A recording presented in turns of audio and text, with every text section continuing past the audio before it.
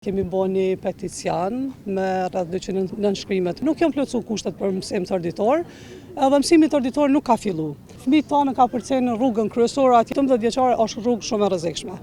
Shqetësimi jonë kryesor është distanca e madhe edhe siguria. E ka mamin pensionera, ajo shumë e vjetër për me marrë fëmijën nuk. Kemi bo një peticion me rreth 200 nënshkrimet prindërve të shkollës Asim Vokshi, që kemi shpreh pakënaqësinë tonë për transferin që është bërë fëmijëve tonë prej shkollës Asim Vokshi në shkollën Zene Lajdini, me premtimin që ka mbajtur mësimi tërditor. Nuk janë plotësuar kushtet për mësim tërditor, edhe mësimi tërditor nuk ka filluar.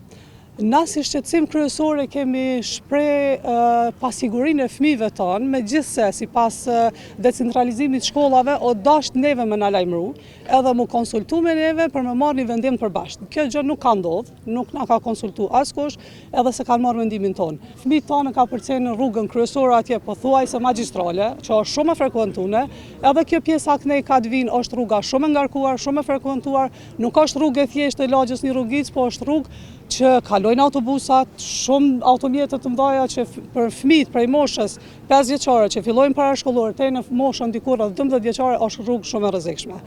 Edhe ne kemi dalë me një kërkesë që nuk jemi kundër proceseve që ndodhen nëpër shkolla, nëse nëpër krejt shkollat ka ndodhur mësimi tërditor, le të bëhet edhe për ne, po le të bëhet në shkollën tonë për shkaqe të sigurisë. Ne nëse nuk marrim përgjigje, besojmë që do të shkojmë në mënyrë ligjore, të kërkojmë spari për sigurinë e fëmijëve tonë që kemi të drejtë. Shqetësimi jonë kryesor është distanca e madhe edhe siguria.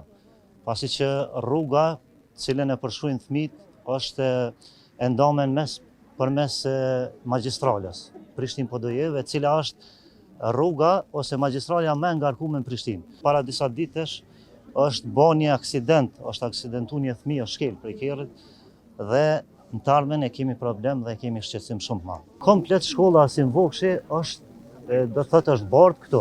Me detyru thjesht dikant me ardhë me marrë, na ka ndrodhur dhe neve jeta komplet. E ka mamin pensionera, ajo shumë e vjetër për me marrë fëmijën, nuk e di a më na rrindi këto, do të mi kalu disa rrugë.